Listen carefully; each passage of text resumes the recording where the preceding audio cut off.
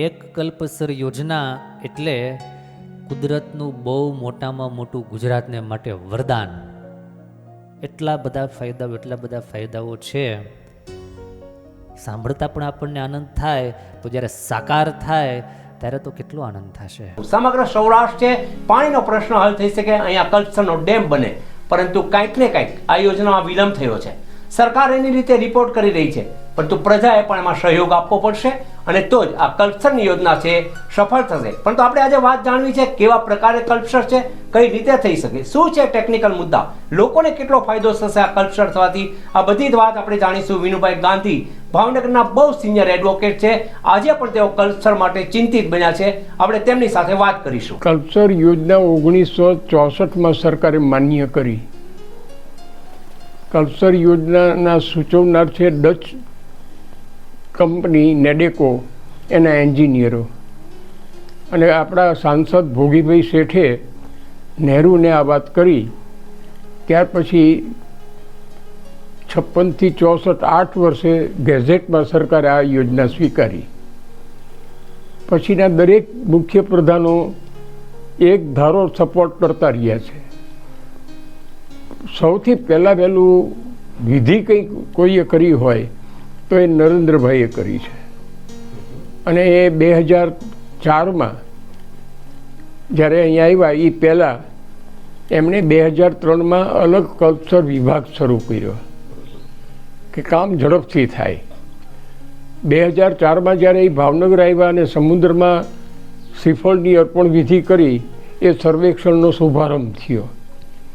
અને NIOT national institute of ocean technology કેન્દ્ર સરકારની સંસ્થા છે ચેન્નઈમાં, એની હેડ ઓફિસ છે, એણે આ બધું સર્વેક્ષણનું કામ સંભાળ્યું.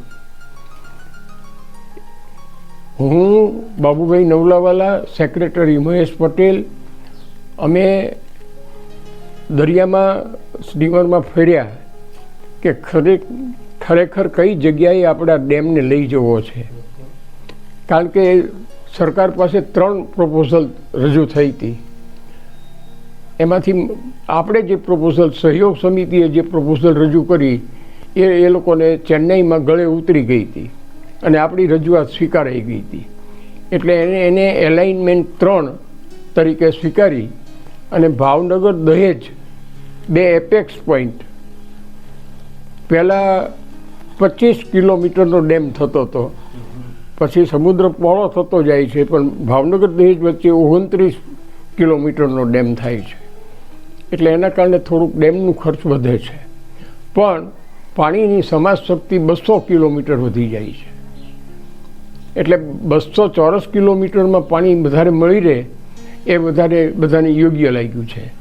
એમાં ફ્રાન્સના, ઇટાલીના, બ્રિટનના બધા તજજ્ઞો પણ EAGમાં હતા. EAG એટલે એક્સપર્ટ એડવાઇઝરી ગ્રુપ. એની આપણા જે મિસ્ટર ઝાવા અને દેસાઈ એ મારા ઘરે અહીંયા આવી ગયેલા.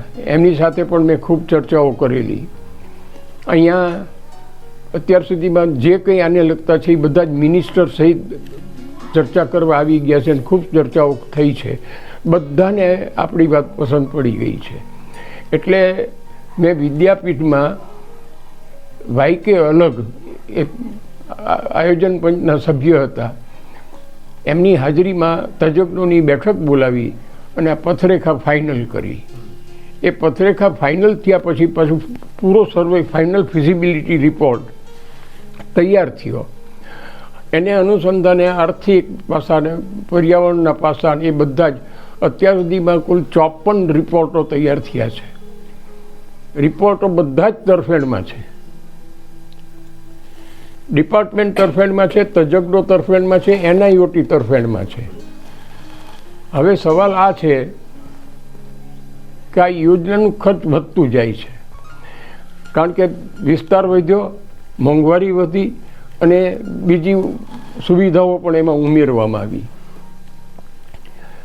હવે વાત રહી, જો આ યોજના થાય તો ઉપર 2 બાજુ 4 માર્ગી રોડ થાય છે, વચ્ચે રેલવે આવે છે,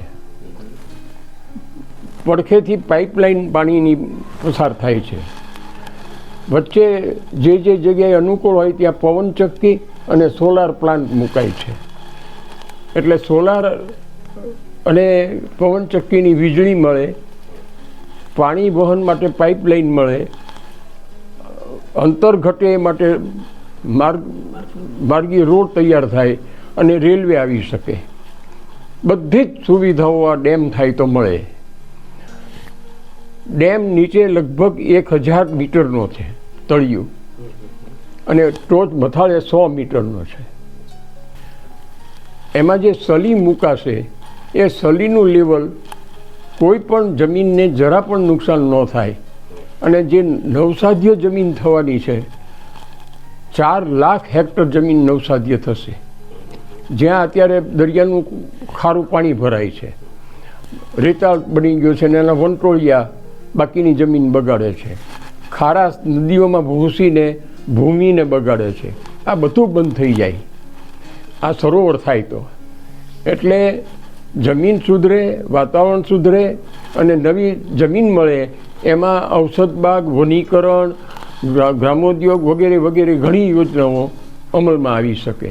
અને એના લીઝ પટ્ટાથી અથવા તો વેચાણથી આપે તેની ઘણી મોટી કિંમત આવે. અંદાજ એવો છે કે રોજના 50,000, હવે તો એમ માનું છું કે એ તો કર્યો ત્યારે જૂનું હતું, 60,000 વાહનો આવજાવ કરે. હવે એટલા વાહનો આવજાવ કરે એનું ઈંધણ કેટલું બચે? બહુ મોટો બચાવ થાય સમયનો, વાહનના ઘસારાનો વગેરે વગેરે. અત્યારે શું સ્થિતિ છે? પાણી નથી.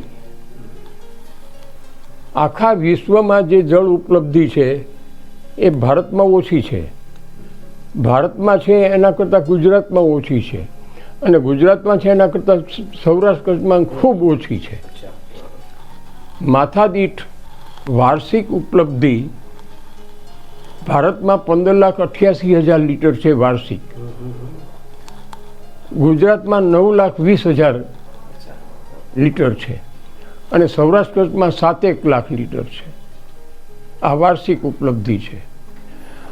આખા ગુજરાતમાં અત્યારે જળસંગ્રહ જે થાય છે એ લગભગ 2100 કરોડ ઘનમીટરનો થાય છે. બધા તળાવ આવી ગયા, બધું નર્મદા આવી ગઈ. નર્મદા સરોવરની કેપેસિટી છે 685 કરોડ ઘનમીટર.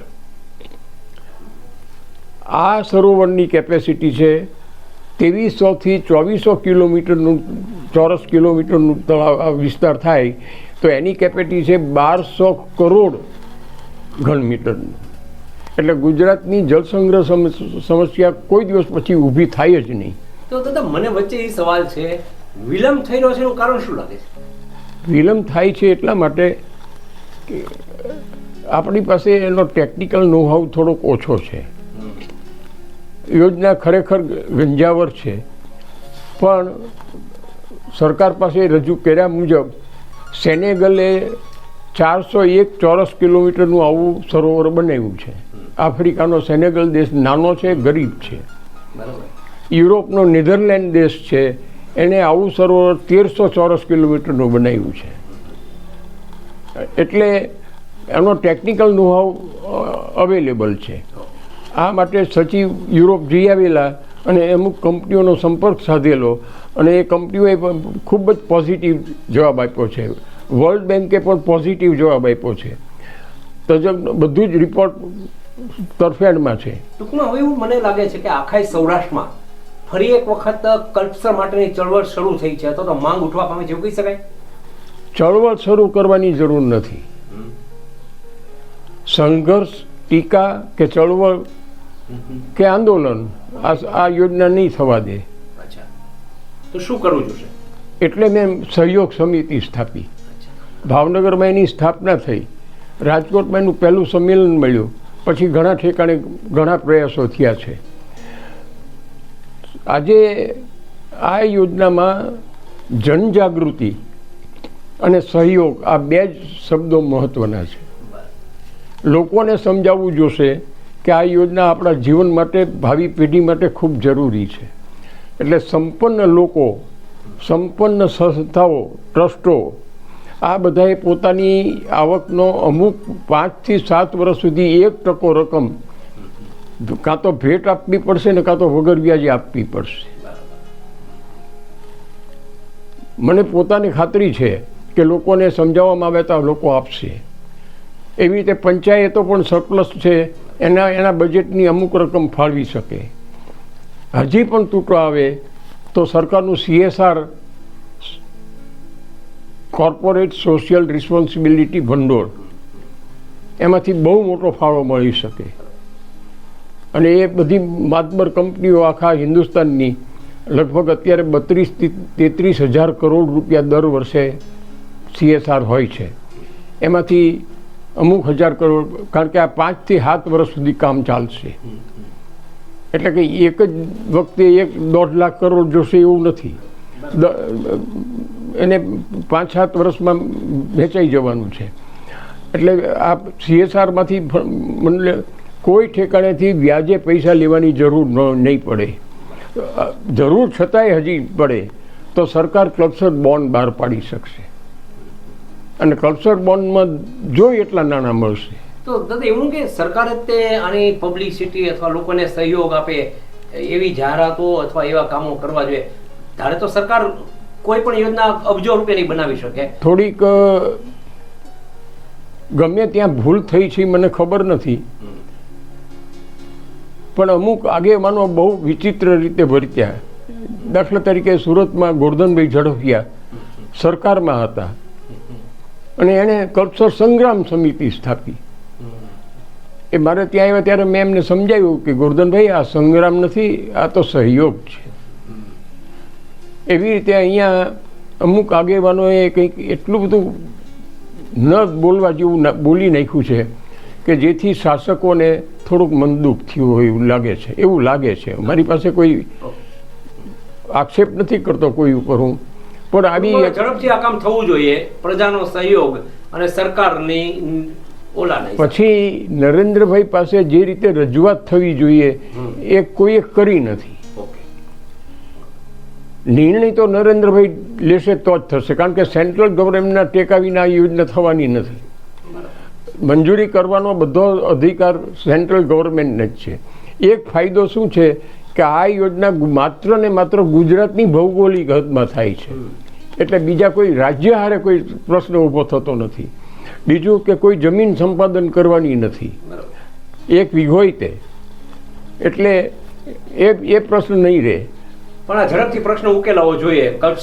ઝડપથી ઉકેલવા માટે હું દરેકને એક જ વિનંતી કરું છું કે નરેન્દ્રભાઈ પાસે યોગ્ય રીતે સહકારની અથવા સહયોગની ભાષામાં રજૂઆત થવી જોઈએ. ભગવાનને પ્રાર્થના કરીએ કે આ યોજના ખૂબ વહેલી તકે પૂર્ણ થાય અને ભગવાન જે કાર્યકર્તાઓ હોય કે જે સરકારની બોડી હોય, ભગવાન એને શક્તિ આપે, બુદ્ધિયોગ આપે અને બહુ સફળતાપૂર્વક આ પ્રોજેક્ટ બહાર પડે જરૂરી છે.